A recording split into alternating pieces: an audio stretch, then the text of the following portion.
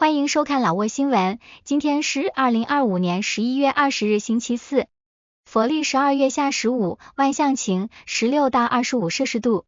今天是佛日，希望各位观众能够牢记佛陀教诲，勤修戒定慧，远离贪嗔痴。今天的主要内容有最新外汇报价、股市收盘行情、黄金市场报价、万象燃油价格以及老挝时事要闻。首先来关注外汇。根据老挝外贸银行最新公布的今日外汇价格，美元的银行买入价为21542基普，较上一个交易日上涨6基普，涨幅 0.03%。泰铢的银行买入价为663.56基普，较上一个交易日下跌 1.41基普，跌幅 0.21%。人民币的银行买入价为3016基普，较上一个交易日下跌2基普，跌幅 0.07%。再来关注股市行情。根据老挝证券交易所最新收盘报告显示，昨日老交所综合指数收于 1259.11 点，较上一个交易日上涨 1.46 点，涨幅 0.12%。开盘 1256.22 点，最高 1268.86 点，最低 1225.9 点。成交量51万2700股，成交金额7亿8555万2500基普。成交量最高的股票是外贸银行，收盘价1860基普，交易量27万8500股，其次是中老证券和老挝电力。成交额最高的股票是外贸银行，收盘价1860基普，交易额5亿1837万基普，其次是联合发展银行和老挝电力。接着关注黄金价格。根据老挝 PV 黄金最新公布的价格，重量为1铢的黄金金条，每根售价是4387万基普，较上一次报价下跌19万基普，跌幅 0.43%。然后关注今天的万象油价。今天万象10个加油站执行11月19日老挝工贸部公布的燃油价格。柴油每升19830基普，普通汽油每升23710基普，95号汽油每升28830基普。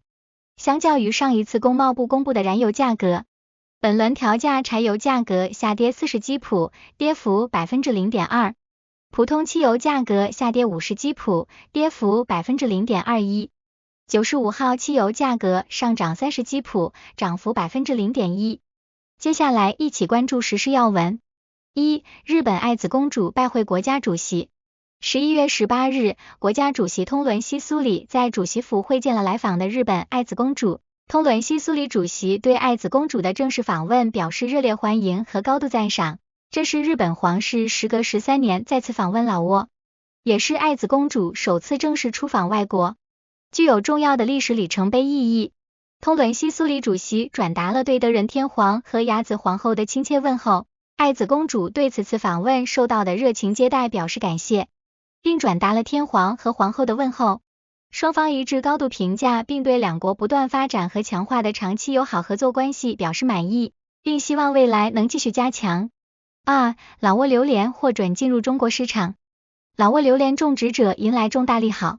近期，农林环境部副部长吉乔希纳冯率团赴中国重庆参加第9届东盟中国动植物卫生与植物检疫部长级会议。期间，代表团与中方磋商，推动更多农产品出口至中国。此次磋商最重要的成果是，老中双方签署了关于老挝榴莲出口中国的协定，这是第40个老挝对华出口的植物检疫合格项目。据老挝榴莲商业集团代表透露，目前该组织成员的榴莲种植面积共269公顷，拥有18957棵榴莲树，其中3312棵已开始结果。预计到2026年，该团体可向国内外市场提供约400吨优质榴莲。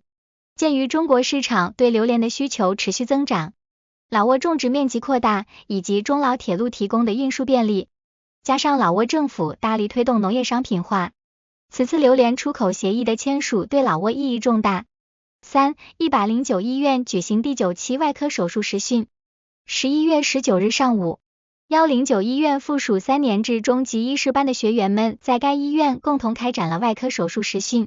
此次实训由医院外事科科长苏帕尼米阿班迪带队，由战塔站侨务东医师进行指导，医院的老师和30多名学员参加。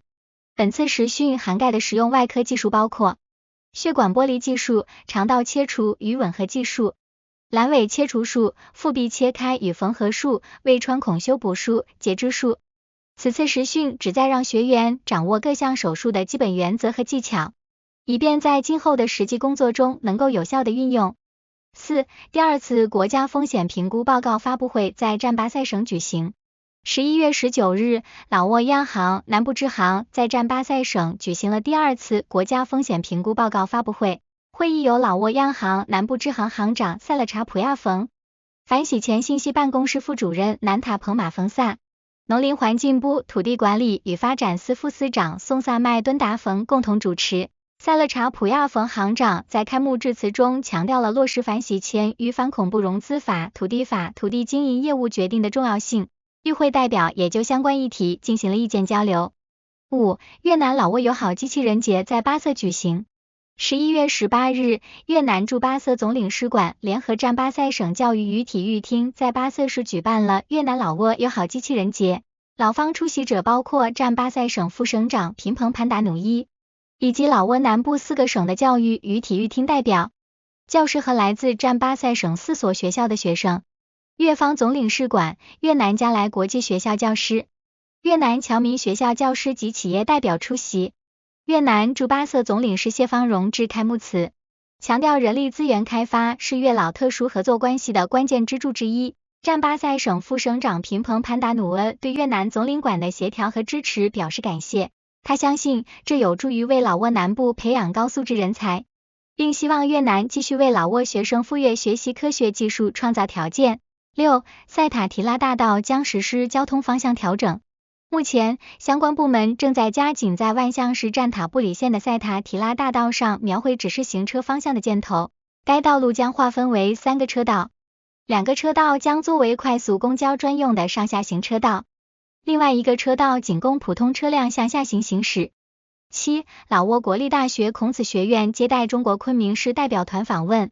11月18日下午，昆明市副市长王依林率领代表团到访老挝国立大学孔子学院。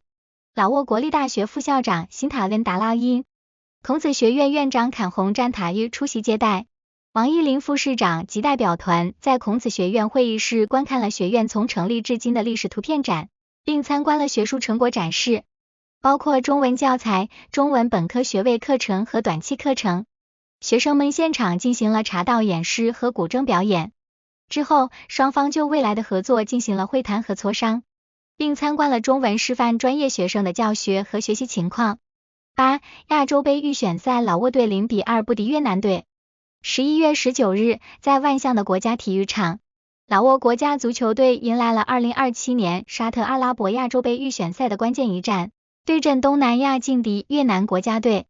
尽管老挝队在主场球迷的呐喊助威下拼尽全力，但最终仍以0-2的比分遗憾告负。这场失利也提醒着老挝队还需要继续调整战术，提升球队的整体实力。以上就是今天的老挝新闻，欢迎点赞、评论和订阅，我们明天见。